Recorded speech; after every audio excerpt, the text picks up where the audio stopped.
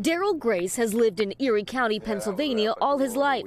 The former maintenance worker is an avowed Steelers fan and muscle car aficionado. In 2020, he voted for Biden, but 3 years later, he says the economic growth the president talks about isn't helping him. How does the economy feel to you? It doesn't feel well. You know, it says everything's doing better, but it doesn't feel that way. Daryl's kids, both in their mid-20s and employed, still live at home. When I retired, I didn't expect for my kids to be here with me. You know, I was like, my golden years, me and the wife. You thought you'd be empty nesters. Yeah, you know, having fun, you know. As for his vote come November, if it's Biden and Trump, it's bad. Are you considering going third party? Yeah. President Biden narrowly flipped this bellwether county in 2020 thanks to strong Democratic turnout and won the state.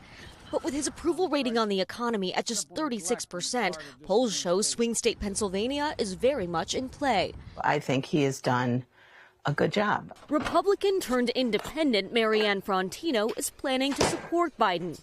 We did not go into a recession. It's kind of surprising that people aren't more in support of him. He has a real PR problem, a big PR problem.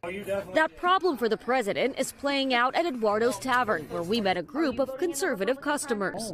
You've got low unemployment rates, wages are up, inflation is easing, stock market's doing well. But are you feeling any of that? How do you feel about the economy day to day? I'm not sure I agree with what you just said. I never planned on using some of the money that I saved to retire that I had to use because of the economy. Groceries, gas, everything you have to buy every day is way more expensive than previous years. Do you feel like there's a disconnect between what the Biden administration is saying about how good the economy is versus what you feel? Absolutely. A disconnect that Democrats will have to address this election year. Dasha Burns, NBC News, Erie, Pennsylvania. Thanks for watching. Stay updated about breaking news and top stories on the NBC News app or follow us on social media.